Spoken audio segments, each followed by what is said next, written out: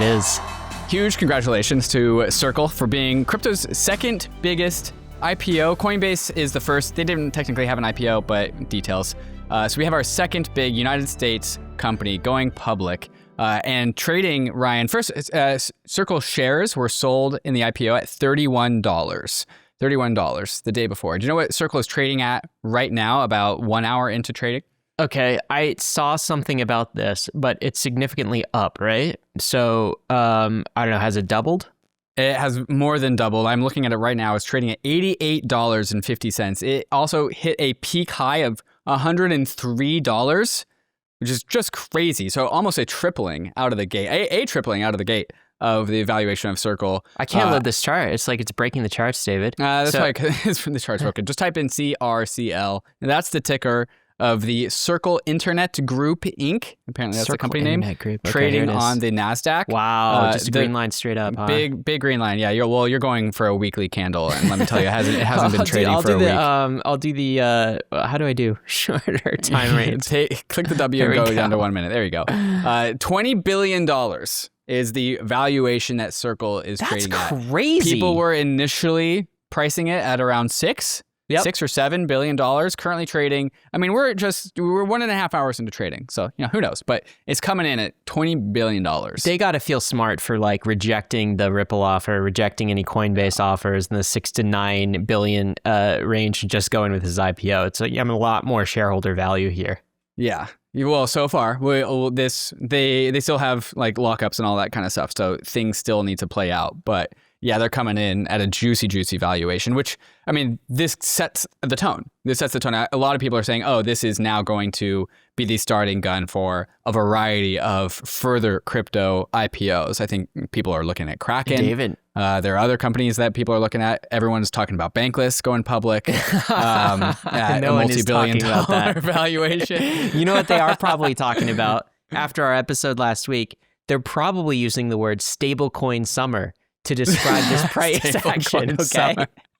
I told you it was going to be stablecoin summer, and you said, how can people make money on stablecoins? The answer was right in front of us this entire time. They just had to buy stocks. Yeah, I'm seeing people's screenshots of their IPO purchase requests in Robinhood and other venues, and they only got like 1/3 of it filled, half of it filled. But if you got any amount of Circle stock in the IPO buy, you are up like 2x. So are congratulations. Are you surprised that there's this investor appetite for this? Like, this is surprising to me. It is a little bit surprising to me, and I'm like of two minds about this. Circle is just the only good, meaningful way of getting stablecoin exposure for TradFi. That is it's the only like valid conduit for stablecoin exposure. But we've been telling them they could buy ETH. ETH is a stablecoin platform. The most stablecoins are on ETH. Yeah, that's right. ETH is not available on the NASDAQ, though, and apparently that matters. Okay. And so, yeah, if you are bullish stablecoins and you would like to have exposure to stablecoins, Circle is now trading on the NASDAQ, on the NYSE. And so that's a way to do that. And so maybe you can read into this $20 billion valuation, this 3x higher valuation than what people predicted, because Wall Street is just super bullish stablecoins, which we know they are. And that's what's happening. The other half of the story is like the story of Circle economics, which I don't know if that totally is defensible at a $20 billion valuation, because their income, their profit was like $130-something million over the last year. So how is $130 million of income justifying a $20 billion valuation? And they still have that Coinbase deal where they split like almost half of the revenue or something, or third of the revenue with Coinbase. Yeah. And so I don't know if the market's disconnected from reality. Maybe Circle has plans to like clean this up and make better economics. But I mean, I know when you compare this to Tether, which I would love to see Tether go public, but that's never going to happen. Imagine? Right. Because for crypto natives, we've always looked at sort of the income statement of Circle versus something like Tether. And as you said, I mean, Circle, it's got all of these additional costs here, and it has to do this revenue share. It amounts to a net income of 156 million, even though they have how many billions in stablecoins out there. Not 60. only is 60 billion. Not only is Tether like double that size in terms of the amount, triple in terms of the amount of stablecoins issued, it's also, I don't know, like 5-6 billion a year in terms of profit. Is just like a cash cow. Incredible. You know, like the number of employees it has, it's like one of the most profitable companies in existence these days. And of course, it'll never go public in U.S. markets. Yeah. But you can imagine if it did. Yeah. But nonetheless, this is just a monumental event for the crypto industry. Like I said, it's the second big United States company to go public. The first IPO, Coinbase floated shares, which is like a different mechanism. Circle actually did an IPO. Jeremy Allaire tweeted out, "I'm incredibly proud and thrilled to share that Circle is now a public company listed on the NYSE under CRCL. 12 years ago, we set out to build a company that could help remake the global economic system by reimagining and rebuilding it from the ground up natively on the internet." So you also just have to sit back and reflect that this is just yet another huge milestone for the crypto industry. So congratulations to Jeremy Allaire and all of the Circle team. Yeah, and I wonder if this will trade like based on the Genius bill and that going through Congress, if that will be reflected in the market price. And it's a good way to educate Wall Street on that. What's this take that you included here? Yeah, this is from David at Blockworks Research, I think? Blockworks Advisory. Yeah, he says, with Circle going public today, one thing that the entire world is underweight on is Coinbase's venture portfolio, specifically because he's calling out that there's a bunch of Coinbase investments that would not ever go liquid with a token, but instead will go liquid on the NASDAQ or the NYSE. And so he thinks that this is also a starting bell for like a valuation of a lot of Coinbase's venture portfolio and generally venture capital. More companies, more crypto companies going public on public markets was always going to be good for VC. And he says that I wouldn't be surprised if Coinbase Ventures non-token portfolio is valued at $10 billion in 2 to 3 years, now that the market is likely valuing it at zero today. I think the stock market, the traditional market, does not understand the value of Coinbase Ventures as a part of Coinbase equity. Well, I know you follow Coinbase stock. You're like on a daily basis. Yeah. So was this up on the Circle IPO? Down? Flat? Kind of, not really. I mean, we're also dumping right now. I just got the notification that Bitcoin is below $103,000. That's unacceptable. So goodbye, James Wynn. You're out of here for the fourth time. Coin is down. It was up. I don't know if it's trading at any sort of relevancy to Circle right now. We got a lot more to talk about on the weekly roll-up today, guys. Tariffs are back. Also, tax bill deficits are causing some tension in this Elon and Trump relationship, okay? I don't know if that chapter is coming to a close. We'll talk about that. And also how Ray Dalio thinks you should position your portfolio as a result of these tax deficits. We'll talk about that. Ryan's going to bring you the very sophisticated macro takes. I, in contrast, have some macro memes for you, for all of y'all. If you guys talk about the breakup, aren't you? Yeah. I'm going to talk about the memes. We're going to talk about the memes. I got some memes to show you. Pump.fun wants to raise $1 billion at a $4 billion valuation, but the real news here is that a token is confirmed, and I think an airdrop also confirmed. Gotta be. You can't have a token without an airdrop in these times. Yeah, at least Pump.fun needs to have an airdrop. And then also the Ethereum Foundation rolls out a new Special Forces team called Protocol, along with some strategic restructuring and also new information about their treasury policy. So we are now getting treasury policies from the EF, which is appreciated. Yeah, and we got to talk about this too. Did the Trump team launch a crypto wallet that Trump knows absolutely nothing about? This was the weirdest story of the week. Which part of the Trump teams in the Trump universe is launching what product? We don't really know anymore. We gotta figure this out, but we'll get to the bottom of it on this roll up. David, there's a meetup coming up that you wanted the Bankless Nation to hear about. This is Beers with Bankless and FRAX. When is this happening and where? Yeah, so if anyone is coming to Permissionless, any Bankless listener that is coming to Permissionless, we're doing a meetup with FRAX. That is in Brooklyn. I like how you said that. FRAX? Yeah? Yeah, it's like emphasis on the FR. That's good. Yeah. Yeah. This is happening at Telea Beer Company. Great beer company. So we just rented out the place. We're going to have free beers for all you listeners out there who want to come and get free beers. And so there is a link in the show notes to register for the event. If you are a Bankless citizen or a FRAX community member, you get priority access.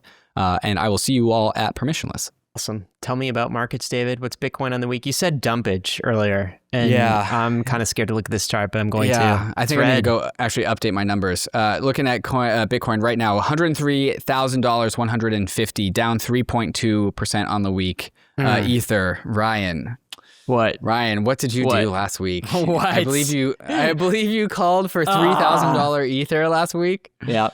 we are looking at 2,567. Just right. a little bit outside. We are down 3.4% on the week. This is What did you do? I got cocky. All right. You were glowing me up. You were telling me about five week streak. Every week I've been back, ETH has been You're up. supposed to be the cool-headed one. I was super cool-headed, and then I just got overly excited, and in the moment, I blurted out 3K. I wasn't planning to do that. It just came out, and now look at us. You tried to manifest a little too hard. Yeah, I'm going to be much more humble on roll-ups going forward, okay? And I'm not making a price call this week. It's kind of sad to see. What's causing this dumpage, David? I don't know. I mean... dumpage. Bitcoin's at 103,000. So is that dumpage? I don't really know. But Circle's up though. Are they selling their Bitcoin and Ether and they're buying Circle stock? Is that literally what's happening? Yeah, everyone is dumping their assets to pump Circle up to $20 billion. We got a total crypto market cap of 3.35 trillion, down 1% from last week. But also we got a mover of the week. Oh, actually, I wouldn't call this a mover. We have a crypto token launch. We have these all the time. Yeah. We talk about them, we celebrate them when they're in the trad markets, but we get them all the time. Lagrange, which is a ZK coprocessor startup, coming in at a whopping $1.25 billion valuation. They just launched their token. It's for a ZK coprocessor, which is an extremely hard thing to describe in a sentence. Yeah, ZK processor. I can barely say it. So explain that one. I thought infra was dead, right? This is sort of niche. This is deep tech infra. Ethereum infra, and it's already 1.2 billion? Yeah, a coprocessor is you know how blockchains all redo their own computation and all the nodes do all their own computation. This is kind of not that, the opposite of that, where you just have one person do the ZK computation and then you can just show your work around. And I think it's more generalized rather than we talk about this for enshrining the layer 1 as a ZK rollup, and that's how Ethereum will scale. And I think this is similar to that, but more generalized. Okay. But 20% float, so 80% is still locked, but coming in at a $1.25 billion valuation. So congratulations to Lagrange and Lagrange investors. Lagrange, I believe. Lagrange. I don't know. Tell me about these memes though. Oh yeah, I got some memes for you. Okay, so the big beautiful bill that's going through Congress? I do know that. And actually, big beautiful bill. I thought it's always in quotes whenever I read it. This is the tax bill that's going in Congress, okay? I thought they were quoting Donald Trump, who's calling it the big beautiful bill. Do you know that's literally the name of the bill, David? Yeah, it's literally the name of the bill. They're calling it. You knew this? Yes. Yeah. I had no idea. It's literally a congressional bill. It's called One Big Beautiful Bill Act. That's the name of it. Yeah. And so this is going through Congress. It's kind of I guess Donald Trump. It's Donald Trump's budget. It's Donald Trump's. It's a big deal. It's his proposed budget. The bill is a meme in itself. The title of the bill. It's just what are we doing here? We could unpack all of the details of the bill, but that's the beautiful thing about memes is actually memes just really distill a lot of information here. Okay. So this is the Better Call Saul meme where he's just presenting a board to people, and the board says, "We cut spending by increasing spending," and it's Donald Trump's face. And then if you go to the next meme, if you would, and it's Donald Trump showing documents to this interview. This happened, I think, in the Trump 1.0 era. Confused. He's I have a plan to cut spending. And then he shows the papers to the interviewer, and the paper says, "We're going to increase spending." And the interviewer's just super confused. And then here's Elon Musk. So this is when this becomes drama in the White House. So this is the train running into a school bus meme, and the school bus represents money that the Doge has saved to the government. And then the train just ramming through that thing. It's Trump's big, beautiful bill. So apparently the Trump's BBB is going to add something like $2 trillion of budget. I have the numbers. Deficit. Oh, you have the numbers? I have the numbers. I did the research for this section. You've got the memes. You've done the research. I've got the memes. But the memes are better. I don't even think I need to explain any details. It's literally what's happening. But okay, does this also imply some kind of tension in the Trump-Elon relationship? The Trump-Elon relationship is totally broken up. Okay, should we play this? This is Donald Trump right Elon here. is out. Besant is in. I'm gonna play this clip. It's Donald Trump. He said the most beautiful things about me. And he hasn't said bad about me personally, but I'm sure that'll be next. He's talking about but Elon. I'm very disappointed in Elon. I've helped Elon a lot. Yeah. I'm very disappointed. I'm very disappointed. Yeah. And he did do a lot for Elon. He got into the Tesla. He shilled Tesla. He did that whole everything's computer meme. Oh, brother. Elon did a lot for Trump too, though. Okay. Yeah. And in fact, he was... did he though? Oh, yeah. He did. That's true. That's true. Yeah, he did do a lot. Elon he got him taking elected. credit for getting Trump elected, basically. In another tweet that I saw recently this morning, also getting Republicans both the House and the Senate. Yeah, this is true. I did see this tweet from Elon Musk about the big, beautiful bill.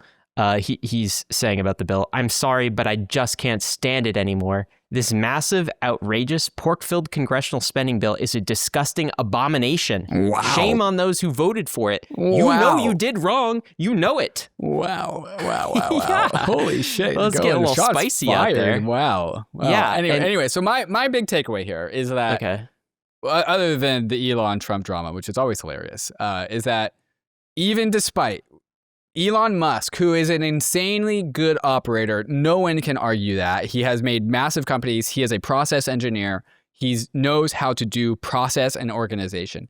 Elon Musk went toe-to-toe with government bureaucracy, tried to cut spending, tried to lean up the government, and lost big time. Did not actually save any money. And so if Elon Musk cannot get the government to lean up and be more efficient and save money, no one can. And without that, all Trump is doing is okay, you know what? F it, $2 trillion more deficit. And then meanwhile, I'm also going to issue a Bitcoin ETF with one of my companies. Bitcoiners are always right. Bitcoiners are always right. That's another thing we should talk about. That is what he's doing.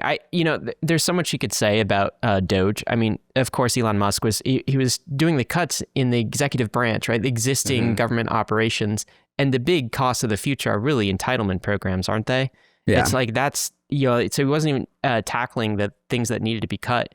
This big beautiful bill, you are right. It would add 2.4 trillion to the deficit over 10 years' time. Okay. Right. So because this bill has both tax cuts, right, which decreases U.S. revenue, and it also has spending cuts as well. And so if you kind of add this together, it amounts to a $2.4 trillion deficit. The odds of it, so it passed through the House already, the last week of May, and the odds of it getting past the Senate, they're saying, are about 50-50. Though there's 4 Republicans in the Senate who might flip over, not get it approved. But Trump wants it. And he's like, get it on my desk. I want to sign this thing by the 4th of July. This is the biggest tax cut and spending cut in history. It's a big, beautiful bill, right? So, I mean, did anyone seriously think any government from either party, Democrats or Republicans, was going to reverse the deficit problem that we have? Was there ever any hope of that? Was anyone ever serious about that? I was hopeful. Yeah, I thought they started off this administration pretty serious about that. And I was optimistic. It's okay, we're doing the pain thing, which if we're ever going to get back on track and have fiscal responsibility, it's going to take pain. And that sucks, but I guess we're doing it. And I can't really complain because it's a responsible thing. And I was on board with that. And turns out, no, it wasn't. It never was. Yeah, I didn't think it would. I was not as hopeful as you were, David. I was super bearish. I know that they were talking about it, right? But they wanted to appear like they were doing, not actually go through the pain. Did you see Ray Dalio's post about this? So he's coming out with a book, and he explains it this way. So he compares it to a household, and the U.S. right now, this year, revenue to the household is $5 trillion. That's what the U.S. makes in tax revenue, okay? Right. Expenses, the stuff it's spending, $7 trillion. So if you take, and plus, the U.S. as a household has a lot of debt out there, about $30 trillion of debt, or 6 times its revenue. And for actual households in the U.S., so if you're a U.S. citizen with a household, you are about $230K in debt. That's your portion of the $30 trillion of U.S. debt. Yes, you are a household. $230,000 of debt? Yes, that's yours. That's your burden to carry. United States citizen? Yes, that's right. Wow. Yeah, and so the annual interest on that debt is about $1 trillion, of course. And some of the debt comes due, right? Because it's debt, right. It's got a term. About $9 trillion comes due in the next little bit. Okay, and the hope of the U.S. government from a fiscal position is hoping that creditors or others will just relend to them, renew the terms, keep doing it. But which they have so far. So Dalio says, he just sums it up. He's like, this is the current condition. That's it, David. 230K in debt. And, what do you think he says? What do you think his portfolio prescription is for all of this? Knowing Dalio the way you know Not him. Bonds. Yes. Not bonds. He doesn't say Bitcoin. Did he say Bitcoin? Yeah. Okay. No. So, yes, I mean, he said did. Bitcoin before, so it's not the first time. Can I give you I would his have quote? expected him to go straight to gold. I know, but I've been reading Dalio. He's been talking about this for years. We've both been talking about it for we've been talking about his stuff for Please come on the podcast. He's good. Yeah, sure. So this is what he says. I suggest diversifying well in asset classes and countries that have strong income statements. I don't know where you find those, and balance sheets, and not having great internal political and external geopolitical conflicts. Again, I don't know where you find those. Sorry, Dalio. Underweighting debt assets like bonds. Basically, he's saying bonds are shit. Sell bonds. And overweighting gold and wait for it, and a bit of Bitcoin. A bit of Bitcoin. What do you think he means by that? Do you think over or under 1%? It's a bit, so that's up for you to define. I mean, for some people listening, that might mean 50% plus, just a little bit of your portfolio. Just a little bit. So are we talking like Michael Saylor or above or below Michael Saylor's level of Bitcoin? Come on, though. This is notable. I mean, we've been doing this podcast for how long? And now Dalio's, we've always been wondering, hey, you're in the gold train. Why are you not on the digital commodity train? There he is with Bitcoin. Yeah. So I remember in the 2021 cycle, we talked about Dalio a lot because that's when, United States did the helicopter money and all that kind of stuff. And we were just saying, Ray Dalio, say Bitcoin, just say Bitcoin. And he was like, gold. And we're like, no. And then we would say, but he actually means crypto assets. Yes. He doesn't just mean gold. And sure enough, we were right. Just had to wait for it. All right, coming up next on the opposite side of Ray Dalio and macro, we're going to talk about Pump.fun getting ready to launch a token. And then Ethereum is in front of Congress this week. So what was said in front of Congress and who was representing? And also the SEC giving clarity on staking, ETH staking, what's downstream of all of that. But first, before we get there, we're going to talk about UNISWAP, our sponsor. It's a browser wallet, it's a mobile wallet, it's the best place to do DeFi. Let's go hear from UNISWAP right now. UNISWAP is your gateway to a more efficient DeFi experience. With UNISWAP, swapping and bridging across 13 chains is simple, fast, and cost-effective, helping you move value wherever, whenever. Thanks to deep liquidity on the UNISWAP protocol, you'll enjoy minimal price impact on every trade. And now UNISWAP v4 takes it even further. Swappers benefit from gas savings on multi-hop swaps and ETH trading pairs, while liquidity providers can create new pools at 99% lower costs. The best part, you don't have to do anything extra. Each trade is automatically routed through UNISWAP X, V2, V3, and V4, so you get the most efficient swap without even thinking about it. Whether you're swapping, sending, on-ramping, off-ramping, or bridging, UNISWAP's web app and wallet gives you the tools to unlock DeFi's full potential on Ethereum, Base, Arbitrum, UNICHAIN, and more. Use UNISWAP's web app and wallet for a more efficient way to use DeFi. Imagine verifying yourself without handing over personal data. No hacked databases, no unnecessary personal exposure for airdrops, and no AI bots ruining community governance. Meet Self, the on-chain identity verification protocol built for privacy and control. Self protocol uses zero-knowledge proofs to confirm your identity safely. Users prove key details like age or citizenship without revealing sensitive personal information. Self never stores your data. It only generates cryptographic proofs. Here's how it works in 3 steps. First, register and verify. Use the Self app to scan your biometric passport's RFID chip. Self verifies authenticity with zero-knowledge proofs. Each passport creates one unique identity. Second, you can share proofs privately. Third-party apps request identity proofs, like confirming you're over 18. You can also link proofs securely to public wallets for airdrops or governance participation. And then last, secure verification. Apps validate your proofs instantly on-chain, like on Celo, or off-chain. Audited by ZK Security, the Self app is live on iOS and Play Store. Visit self.xyz and follow Self Protocol on X. Pump.fun wants to raise $1 billion via a token sale, which would include a public sale. So Pump.fun doing an ICO for a token at a $4 billion valuation. So they want to raise $1 billion. They want to grow a $1 billion treasury and launch their token at a $4 billion. And this is an ICO, you said? We're still looking for more details. I think what's happening is that they are just like talking to VCs, talking to potential investors, trying to find. Is this coming from accredited investors, or is there going to be some sort of a public sale, you think? From what I'm reading, what I've heard, and also what is reported on by Blockworks, again, is also talking to what they said, 2 sources with knowledge of the matter. said that there is looking to be a public sale and an airdrop. There's a Twitter account who tweeted out, Pump.fun launching Pump token in the next 2 weeks, airdrop for users confirmed as well. And then one person says, like, are you LARPing? Or give me sources. And then this Twitter person says, nope, source close to the team confirmed, seed investors already know. And so if they are looking to raise $1 billion, they're going around to investors in the space and showing like terms and talking about terms. And so that's how this would ultimately get to some news reporting agency like Blockworks. And so a loose confirmation of an airdrop, loose confirmation of a $4 billion valuation public sale. What do you think about $4 billion for Pump.fun? What do you think about that? I was going to ask you the same question, David. And actually, okay, let me give you some more comps here first, and then get your answer in mind. But let's compare it to Circle, okay? They were hitting the bell earlier. So the app Pump.fun has already generated $700 million in cumulative revenue. Cumulative revenue. On a very small team. So you got to imagine the vast bulk of that is actually profit. And we said earlier, what's annualized Circle doing these days? 150? 140, 150. 150 million? All right. Versus, let's call it, 600 million in, annual profit for Pump.fun. Okay. Circle, what did we say? 20 billion? Pump.fun, $4 billion. Which is the better deal, David? Which would you rather buy today? Pump.fun or Circle?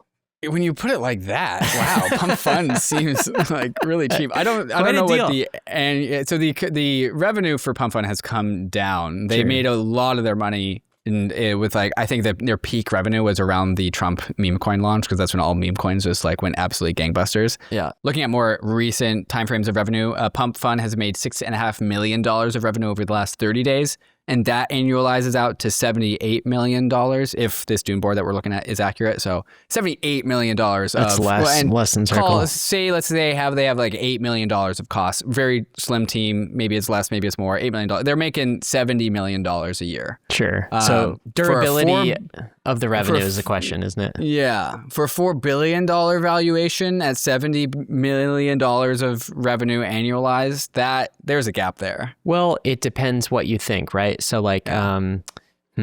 what's the moat? You know what Pump.fun kind of reminds me of, to be honest, I'm not sure. So I am not convinced of the durability of meme coins. It's certainly durable this cycle, but and I think they will persist. Don't get me wrong. Meme coins will always be a thing, right? But I sort of think of Pump.fun as almost like the OpenSea of last cycle, right? You had NFTs, OpenSea was dominant, looked unstoppable. What happened? Well, NFTs went down. You had other competitors like Blur launch, do things a little bit differently, suck up some of that liquidity, and also the NFT market collapsed, right? And so the dynamics around meme coins in crypto, you're taking some bets on the future here, and there's so much disruption that could happen in terms of the market dynamics or new entrants. Yeah. It's really hard to think about that versus buying a Circle. Not that we're seriously considering these two things, I suppose, but I just have questions about the durability of this lead and the durability of the space. I think the comparison of Pump.fun to OpenSea in 2021 is one that many people are making. And this is so we have a bullish tweet and a not bullish tweet. Vanna Charmer Mossy, he was on Chopping Block recently, great episode. He made that point of just this is more of a flash in the pan. This is more of a one-time meta. I'm not totally convinced. I think there's two ends of the spectrum here. There is 2021 OpenSea, which raised at a $13 billion valuation at the absolute top, and I don't think they could even be valued at $500 million right now. And so there's that end of the spectrum. The other end of the spectrum is this is actually 2013 Coinbase. Actually, meme coins do have incredible durability across time. Dogecoin has been around for a long time. Meme coins were not, created by Pump.fun. Meme coins have been around. Pump.fun has really captured it. And so it's actually much closer to 2013 Coinbase, in which meme coins are here forever. And there are meaningful attempts at dethroning Pump.fun. There's Believe, there's Virtuals, there's other token launchers. Successful yet. They've had some success. I wouldn't say not success. And so there's actually going to be always a consistent interest in funding Pump.fun competitors because of the durability of meme coins. And so that's the bullish end of the spectrum. I'm somewhere in the middle. I think $4 billion is kind of rich. I don't think the 4 billion token is going to make any like investor at $4 billion valuation. You're not going to like 10x that. Yeah, you're not going to get rich to off of that. How do you get to 50 billion from that? How do you get to 100 billion on that? So this is the bullish tweet. It's been about 8 months now, and I hope you're starting to see the vision for where Pump is headed. They're going after platforms like Twitch and TikTok. It's only a matter of time before creators realize they can monetize far more effectively on Pump. That's the take. That's here. interesting. Placing Pump.fun shoulder to shoulder with Twitch and TikTok, I think is interesting as a content platform where it's actually content first more than token first. I think that's really interesting. The problem though is just like how much do you get from that if you're a creator? I mean, there is something extractive from your community about meme coins, or there certainly can be, and oftentimes the incentives lead towards shortcuts, extraction, people feeling burnt. Everyone wants to buy the meme coin so that it goes up, right? But when it goes down, it sucks. No one wants to collect the meme coin. It's not meme coins are not collectibles. Yeah, if you're a creator, you launch something, it goes up, you're amazing. It goes down, you're hated. You are hated. Get off the internet. They hate you. Right. Yeah. Like it's just very volatile. Ryan, what do you think the aggregate market cap of all Pump.fun meme coins is? Like if you add the market cap of all of them, add them together.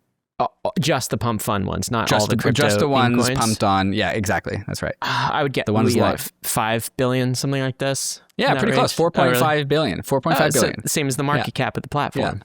Yeah. That's interesting. I don't know what that tells me. That's interesting. I also don't. It's interesting. I also don't know what it tells me. I think BNB. I posed this question to Twitter. BNB is actually like far worse in the sense that the valuation of BNB is massive. BNB, Binance Chain thing. Binance Chain. Yeah, the aggregate value of Binance Chain.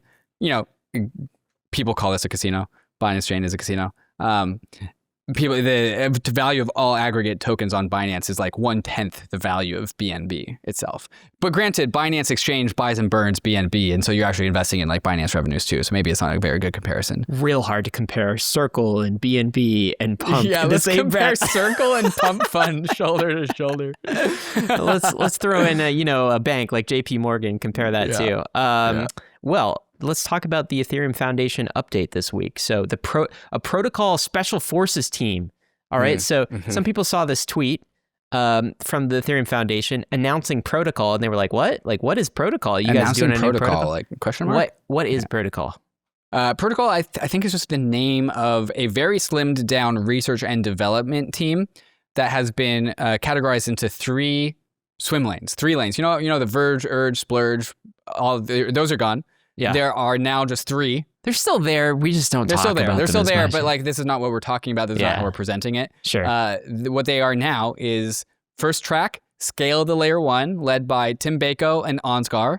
Okay. Second track, Scale Blobs, led by Alex Stokes and Francesco D'Amato. Okay. And third track, Improve UX, led by Barnaby and Josh Rudolph. And then Donkrad is the person orchestrating all of these things. So he's kind of like the head of these 3 independent teams. Each team is only 2 people, and then Donkrad is the guy at the top. And this is the Ethereum development team. This is the people dictating the next steps of the protocol. Love it. And the EF wrote in the blog post, the process of shipping protocol is messy, asking us to respond proactively to demands that are hard to articulate and even harder to fulfill. This moment may be Ethereum's best shot at deploying not only our technology, but our values at planetary scale. And this announcement also came with a reduction in staff. And so there were layoffs from the Ethereum Foundation. Tim Bako wrote, as a part of this reorientation, we have also revisited our team structures. We'll be doubling down on some areas and reducing efforts in others. This resulted in us deciding to part ways with some EFers whose skill sets no longer matched our priorities. So, okay, remember when I'm going to invoke he who must not be named by the Ethereum community? That person is... There's so many of them. Who are you about to say? There's so many. Kyle Samani. That's one of them, yeah, sure. When we had him on the show, we were like, okay, Kyle, like, what do you think we need? Like, what does Ethereum need to do? And he goes, yeah, Ethereum needs to go into war mode. Like, there needs to be Didn't he say fire people? There needs to be fire people. Yeah, as a wartime CEO needs to come in and needs to, like, people need to get fired. Well, didn't he also say fire Vitalik somewhere else, or am I misremembering that? Did he? I'd have to go back and rewatch. Anyways, I'm seeing Donkrad being elevated to a position of very strong leadership, people being fired, laid off, and the organization being restructured to be able to, as Tim said, ship code, ship technology at a planetary scale. It's good. That's what I'm saying. I think this is good. This is like, to me, this is Tomasz coming in. This is absolutely Tomasz. Yeah. This is Tomasz. He's bringing organizational, executional firepower, a thing that the EF, for all of its great things, and there are many great things about the EF, as a piece it was missing, to be honest. Not executing on things, particularly the roadmap, not having clear timelines, communication. And he's just putting names accountable and leaders accountable for specific deliverables. And these deliverables are exactly where Ethereum needs to go. And the technology is there. If Ethereum could just execute on this roadmap quickly, like, things are going to go very well from here. Yes. Yeah. And there's still a big if, but I'm starting to see mounting confidence here, right? Like this is a good sign to me. Scale L1, scale the blobs, improve UX. These are all the things that, and now we have a team that's executing on it. It's called Protocol. Yeah. Sometimes I do these kind of high touch episodes that require like multiple guests being stitched together. And so I'm doing, Ryan, interviews with each of these teams for like 20, 25 minutes each, going to stitch them together. Oh, Hopefully cool. Donkrad gets back to me on Telegram and says, yes, I'm down to be the co-host, because I'm going to get Donkrad as the co-host because he's the guy. And so I'm trying to make that episode happen. So bear with me. I think that would be Nation. great. That would be a fantastic episode. Not the only news coming out of the EF. So the EF has also released a new treasury policy. So we're finally getting some clarity about the EF's treasury. Because it has some ETH in its treasury. It has some ETH in its treasury, yes. The big line, I think, we intend to reduce our annual OPEX roughly linearly over the next 5 years, ending at a long-term 5%. So the EF wants to spend just 5% of its treasury every single year, down from 15% where it is now. In addition to that, the EF will seek to earn acceptable returns on treasury assets. So they're going to invest, make their assets more productive. They both have stablecoins and ETH as well. They're going to invest in a manner consistent with Ethereum's underlying principles, and also quarterly reports will be a thing. So we're going to get quarterly reports. With going back to that investing their ETH topic, they want to support nascent DeFi protocols to help develop privacy features, and they're going to deposit their Ether into DeFi protocols in order to get a yield, but primarily emphasize what they are calling DeFi punk protocols. So what's DeFi punk? I'm so glad you asked. DeFi apps that prioritize security, being open source, financial self-sovereignty, I think we would call that banklessness, tech solutions over trust-based solutions, so no multi-sigs, no reliance on legal coercion as recourse, active deployment of cryptographic tools to protect civil liberties, not sure what that means, and then also privacy. So the EF is trying to make their capital productive by also leveraging what they are calling DeFi punk DeFi apps, which I think we would have always called these DeFi apps, but the word DeFi has kind of been diluted, that they needed to remake. Yeah, you got to call it punk OG, now. DeFi, That makes sense, right? DeFi punk is just DeFi 1.0. We're just calling everything DeFi these days. Hyperliquid, that's DeFi, sure, right? That makes sense. I would say, just a refresher, how much ETH does the EF hold? Like, I'm just recalling this from memory. If someone were to make me guess, I would say it's pretty low compared to other foundations as a percentage of supply, right? Something like 1%. It might even be less than 1%. Now that amounts to a lot of money because ETH is just so massive in terms of size, but it's not very much as a portion of total ETH supply. Yeah. If this Google search is correct, the foundation's total treasury is about $970 million, $790 million in crypto, and $180 million in non-crypto assets. I'm guessing that's dollars. Yeah. So less than $1 billion. Yeah, less than $1 billion. They really have to make it last. I guess, it's good though, for them to like roll out these policies. Quarterly reports is going to be really nice.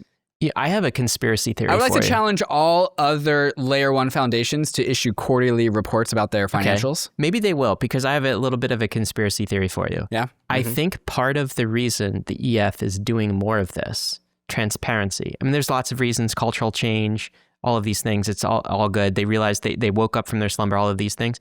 Part of it, I think, is the SEC is no longer on their throat. Oh, I definitely think that's true. So they can actually add more leadership and more coordination in the space, including things like quarterly reports. In the past, if they did a quarterly report, Gary Gensler would point at that, bring it into a court case and say, he was already snooping around trying to say that Ether, the asset, was a security, that the EF is kind of like a centralized corporation. And if they had a quarterly report of some kind, he would bring that. That would be admissible in court, and he'd use it against them. I think this is part of the reason we're seeing more leadership. I think you're absolutely correct. There's also a story of like Vitalik is just not an operator. He's just not an executive. That's true. And so it's a little bit of both. You definitely see Tomasz fingerprints on this. But also on this one, Xiaowei, this is Xiaowei's work. So great. if we're going to tip hats to Tomasz, we also have to tip hats to Xiaowei. Amazing.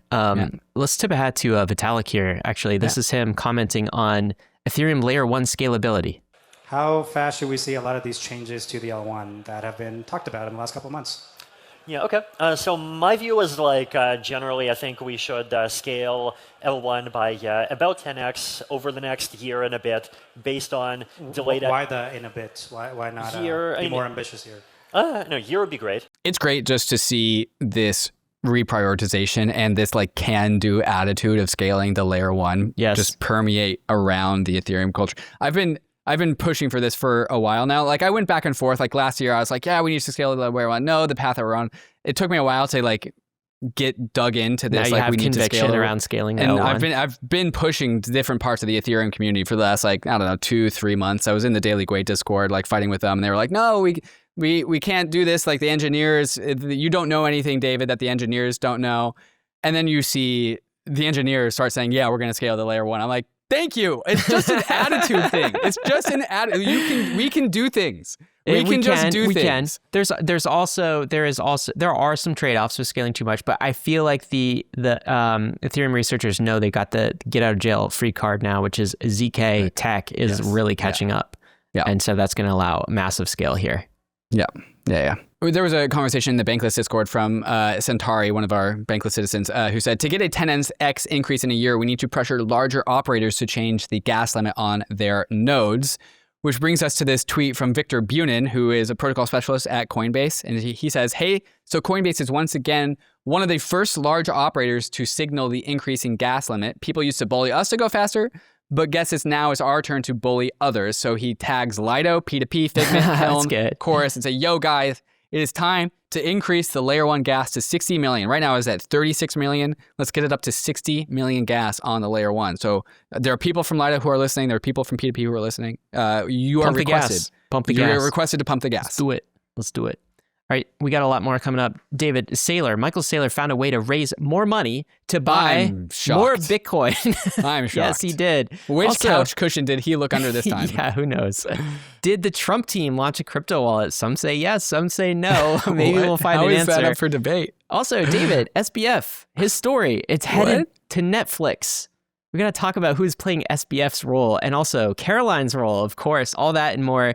But before we do, we want to thank the sponsors that made this possible, including FRAX, which is, of course, a decentralized central bank, some of the best yields in DeFi. It's like Circle, Athena, Maker. They all had a baby together and they produced FRAX. Go check them out. In the Wild West of DeFi, stability and innovation are everything, which is why you should check out FRAX Finance, the protocol revolutionizing stablecoins, DeFi, and rollups. The core of FRAX Finance is FRAX USD, which is backed by BlackRock's institutional BUIDL fund. FRAX designed FRAX USD for best-in-class yields across DeFi, T-bills, and carry trade returns all in one. Just head to frax.com, then stake it to earn some of the best yields in DeFi. Want even more? Bridge your FRAX USD over to the Fractal Layer 2 for the same yield plus Fractal points, and explore Fractal's diverse Layer 2 ecosystem with protocols like Curve, Convex, and more, all rewarding early adopters. FRAX isn't just a protocol, it's a digital nation, powered by the FXS token and governed by its global community. Acquire FXS through frax.com or your go-to DEX, stake it, and help shape Frax Nation's future. Ready to join the forefront of DeFi? Visit frax.com now to start earning with FRAX USD and staked FRAX USD. And for Bankless listeners, you can use frax.com/r/Bankless when bridging to Fractal for exclusive Fractal perks and boosted rewards. Imagine if your checking account and DeFi wallet finally spoke the same language. That's Mantle Banking, an all-in-one fiat and crypto account. It lets you save, spend, and invest all from one dashboard. Swipe for coffee, stake METH for yield, or even use virtual cards for payments through Apple Pay. So it feels Web 2 simple, yet stays Web 3 sovereign. For allocators, meet Mantle Index 4, the S&P 500 of crypto. A tokenized, institutional-grade fund seeded with $400 million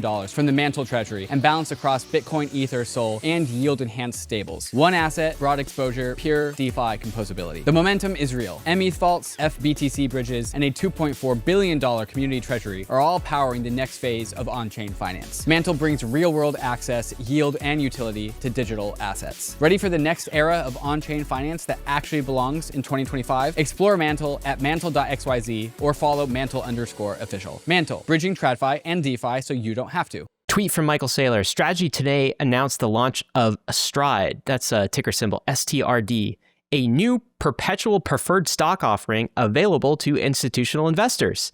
All right, I thought Michael Saylor already had a stock offering, and that was called MicroStrategy, MSTR. Now he's got STRD that he's releasing. What's going on? Explain this. Yeah, it turns out he also has STRF, which has already been trading for a while. So we were trying to understand what's going on here. So MicroStrategy, MSTR, is the common stock.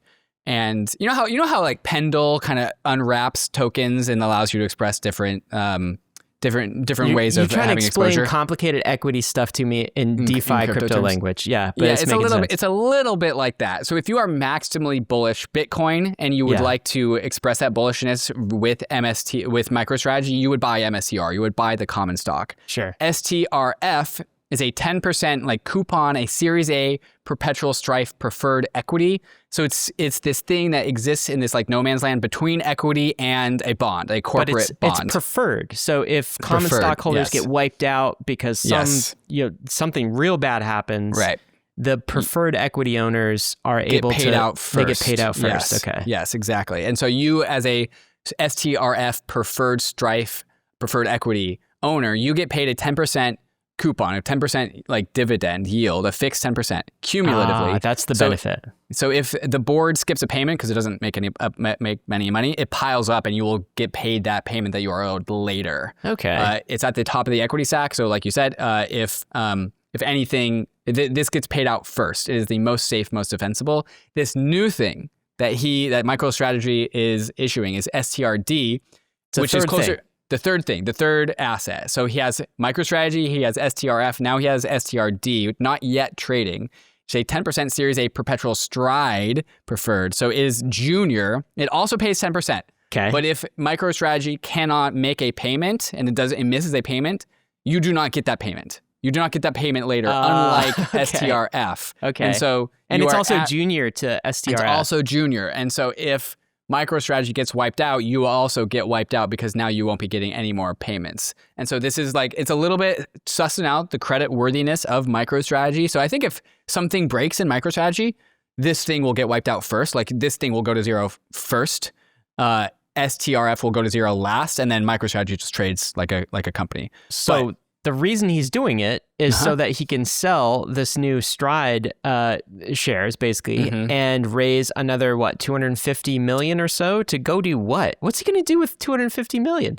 I don't know, buy a few Bitcoins here and there. And so yeah, he's got these two additional credit vehicles that he can sell more in. And if the market perceives him to be credit worthy, the price of these things will go up and he'll be able to sell more.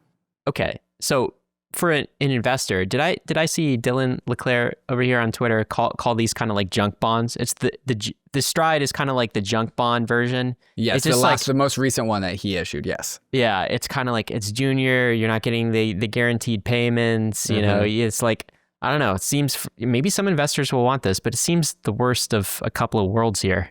Right, because you're not getting the guaranteed payment. He ends it in this really interesting interesting way. He's issuing a 1,000-year USD Bitcoin swap and buying the Bitcoin up front. The balance sheet itself is extremely delevered. And so he's using whatever capital, whatever dollars he has to pay loans in order to buy Bitcoin up front so he can get it he can pull forward the future as much as possible. Yeah. And then sell that future into Bitcoin. Yeah. And then assuming that it appreciates. It'll be totally fine so long as you don't get over leveraged and so long as number keeps going up, it'll be totally fine. Yeah. I know that for certain. So long as number goes up. Even if number goes down, he's also still fine. Probably he made a bad bet or a worse bet.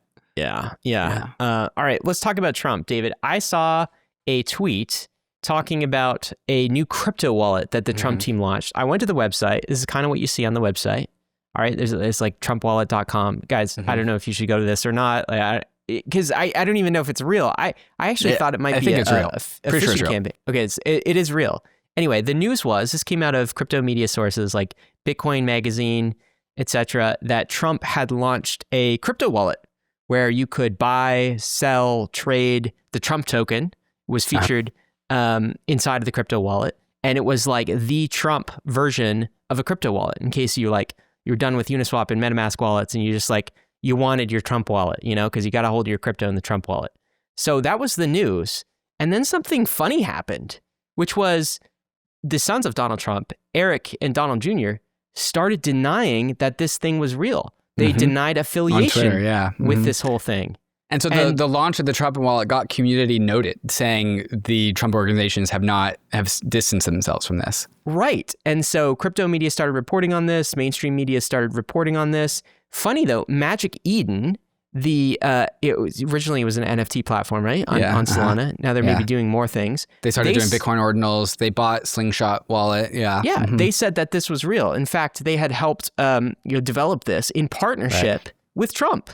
And when pressed, guys, hey, they're saying it's not real. The sons of Trump are saying this is not real. Magic Eden said, no, it's real. We really have a deal with the Trump organization. So I left this story here. They said they are partnering with the Trump meme coin team. Which is, the same people as Eric and Donald Jr. In Eric's tweet, he says that World Liberty Financial and that group, which he's a part of, has nothing to do with the Trump wallet, and that's not anything to do with any Trump organization. Okay, but they do have something to do with the Trump meme coin, right? But apparently it has to, apparently this is a Trump meme. This is not a World Liberty Financial wallet. This is a Trump meme coin wallet. But they implied Trump has nothing to do with it. That this they is said not the Trump organizations thing. have nothing to do with this. But that's not quite true. Somebody in the Trump organization has something to do with it and did indeed roll this out. Magic Eden, which is a legit company, is doubling down on the fact that this is real, and it would be ridiculous for them to launch a Trump wallet without actually being able to claim that to be true. Here's Donald Trump Jr. saying the Trump organization has zero involvement with the product. Eric and I know nothing about it. They know nothing about it. So what's the this URL? thing? Do you know what the URL is? I thought it was TrumpWallet.com. I'm going to TrumpWallet.com and it's giving me a site cannot be reached right now. Maybe so it's maybe down. maybe it's maybe I had the wrong URL. Anyways, unrelated but also related. I saw this tweet from Molly White, which I think kind of explains everything, and it is a kind of like an org chart map of all of the different Trump entities and all of their crypto dealings. And it kind of looks like spaghetti. And there's an unknown associations and there's known associations. And so you got World Liberty Financial, you got the Trump meme coin, you got the Trump NFTs, you got the Melania NFTs. You have some people who are part of the Melania NFTs plus World Liberty Financial organization. You have other people who are part of the memes and then different part of the Trump meme coin. It's just a kind of a mess. And so I kind of am not surprised that somebody in Trump's orbit and influence and part of his companies goes and pioneers a Trump wallet, and a different part of the Trump crypto verse is unaware of that happening, because I think they're all operating under their own initiative, and somebody just decided to make a wallet, and the other side of the Trump cryptoverse is I didn't know about that. That must be it, right? The website in the offering said it was the official Trump wallet and the official Trump meme coin wallet endorsed by Donald Trump. They said this explicitly. This is the president of the United States, right? As a big media empire, world's most powerful man, you wouldn't want to put that out there. No way. If you didn't really have some sort of permission there. Right. And if you're going to lie about that, you would launch and then rug a meme coin. You wouldn't launch a project that you would invest in. I thought it was. I thought, okay, this is Lazarus Group or something like this. And this is kind of they spun up a website. This is not real. They've hacked Magic Eden's account. It's really hard to unbundle what's going on. It says, what's interesting about this spaghetti mess here is I do actually think Trump has some legitimate projects here. I keep hearing that the World Liberty Financial team is a pretty solid team. Yeah. They're building a treasury of crypto assets. They're doing DeFi protocol. They haven't gotten hacked or exploited or anything. Haven't lost any money. That could actually be something. And then you have other areas, which is the Trump meme coin and whatever that is. And then you have the Trump wallet and you have Melania coin, whatever that is. And then there was also, you mentioned it earlier in the episode, Trump Media, which they're the Truth Social parent company, I believe, if I'm understanding this correctly. they are rolling out a Bitcoin ETF as well. So they're registering for a Bitcoin ETF, which a Bitcoin ETF product is, legitimate as well. So what do you make of all this? You said the World Liberty Financial is legitimate. I'm going to the worldlibertyfinancial.com place because, it's supposed to be an app. It's supposed to be like an Aave fork. Yeah. There's just a token sale website. I keep hearing that, people telling me that there's like a team, they're kind of like crypto legit. I don't know. I've heard that too. And I was like, okay, can I go get yield in this? And it turns out you can just buy WLFI. Yeah. Anyways, what do I make of all this? Trump is a franchise. I feel like there was that guy behind Elvis, like Elvis's promoter, who just franchised the F out of Elvis and sold everything Elvis branded and made Elvis like a bajillionaire. I feel like that's just what's happening, and they're just realizing that with crypto you can do a Bitcoin ETF. So you can profitable. launch meme coins. You can launch NFTs. You Just can all the launch a things. DeFi app. Just do everything. He's literally doing all the things. Doing a wallet. Yeah, just like make every business possible, put Trump's name on it, and sell See it. what happens. See what happens. And then just like one corner made the wallet before a different corner who also had another idea. Because the other part of this is that Donald Trump Jr. said no, we're making a wallet out of World Liberty Financial. And so you have competing Trump products, and they're both wallets, and one's coming from the meme coin and one's coming from World Liberty. You just don't know what's going on. Do you know? So the Clarity Act is being presented in front of the House these days, and this is the new market structure bill. Clarity. Right? Yeah. Okay. This is the new market structure bill. It's the successor to FIT 21. You guys have heard us talk about this, right? This is defining what's a security and what's a commodity in crypto. We need this bill, and there's congressional hearings going on this week, and it keeps coming up. Maxine Waters, of course, talking about the Trump coin, all of the Trump's activities in this. It's coming up, and in fact, I don't know if you saw this clip, a CNBC interview clip with Donald Trump Jr., and the interviewer asks him specifically about the meme coin. This is the clip. Lead into some of the other things. The meme coin. Is that okay for your dad to have a meme coin? I think, of course, when he did that before he was in office, he did these things. The reason we got into crypto, and we're all in on crypto, and we're doing American Bitcoin, and we have World Liberty Finance and USD1 was because there was a time, and probably I'd been on this show, where there was I could call any single banker in New York City. They'd pick up the phone. I'd be able to get a loan for whatever real estate project I was doing across the street. Then we got into politics, and all of a sudden, they wouldn't take your call. Right. You couldn't get financing. We were debanked. And what I realized, and my brother realized, because we were the recipients of every subpoena imaginable, was that, you know what, we were actually just the top of this sort of pyramid scheme that we didn't realize we were a part of, that the financial system was totally undemocratized.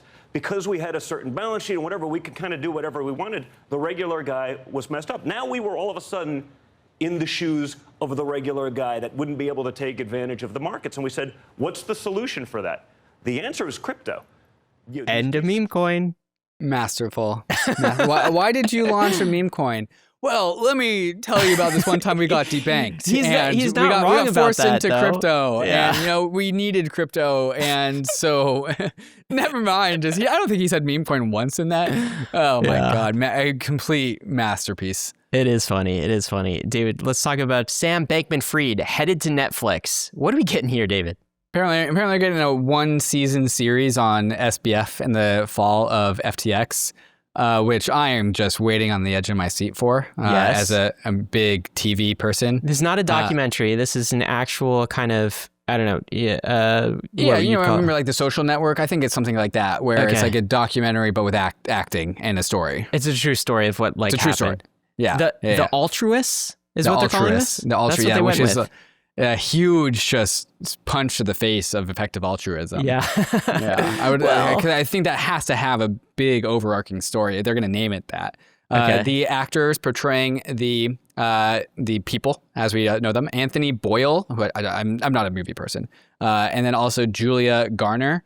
And these two individuals, I would say, are pretty. They are beautiful people, and crypto Twitter was not happy about that fact. not have you these choices? The Did contrast, you not resemble the real characters? contrast between the beauty of these actors and what we know SBF and Caroline to be was not what people wanted. Because I think people want to make fun of Sam and Caroline. Yeah, they got hurt pretty bad, didn't they? Yeah.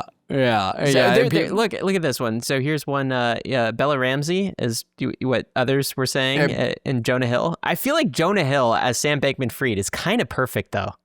But I love Jonah Hill. Is the problem with that? You like him too much? Yeah, I like him too much. Yeah, he's too good. Oh, there you go. I mean, it's unfortunate. Like, if you're an upstarting young actor, like, do you really want your first role to be Sam Bankman-Fried? I don't know. That could be a fun role to play. Yeah, he's such a character. What? I hope he goes on a crypto podcast in the series. In the series? Yeah. Do you think the Eric Voorhees Twitter episode or live stream will be in there? Which means there could be someone playing you, David. There could be someone playing me. Oh no, I'm not. I don't want that. You don't want that. I don't want that. But if you had to pick someone to play you, who would it be?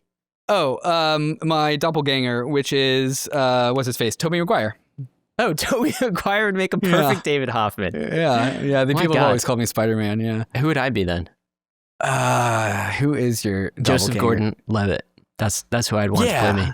Yeah. That'd make a good Ryan Sean Adams. He's not as attractive as you, but yeah. Yeah, I can see that. David, we're looking for some talent as we wrap this show up. So we got some jobs. If you're interested in a job, what do we got? We got Bankless. two very big jobs. These are not entry-level jobs. We are looking for a BD sales lead. So if you are in the BD sales ecosystem of crypto, you know every single company that's in crypto. You have contacts, you have a Rolodex. We are looking for you to do sales for Bankless, mainly sponsorship sales. And so if you are interested in that, there is a link in the show notes so you can apply. And then we are also looking for a growth manager. So somebody who understands podcasting, understands YouTubing, clips, distribution, virality. We have Bankless, but also Limitless, our second podcast, which is doing very well, penetrating into AI and frontier tech, and we need to step on the gas on that. And so if you would like to add fuel on top of a very hot fire, we have a killer podcast AV production team. We have me and Ryan as guests, and Joseph Gordon-Levitt. We have Joseph Gordon-Levitt, and we have access to some of the best guests that are coming on both Limitless and Bankless. So if you would like to add fuel to that fire, either on sales or on distribution and virality, click the links in the show notes to apply. Amazing. And because we didn't get a chance to see it, actually Ethereum was mentioned in Congress today in a congressional hearing. So I feel like we should play that as the moment of Zen. This is Vivek from Etherealize. He's coming on next week, actually. They're dropping some big things, but we'll play that clip after I read this. Of course, you know, crypto is risky. You could lose what you put in, but we are headed west. This is the frontier. It's not for everyone, but we're glad you're with us on the Bankless journey. Thanks a lot. BlackRock, Franklin Templeton, Fidelity, Deutsche Bank, UBS, and many more are already building on Ethereum because it is the most secure and most decentralized settlement layer in the world. As a result, $140 billion of stablecoins, $10 billion of real useful tokenized assets, and institutional grade financial applications live on Ethereum.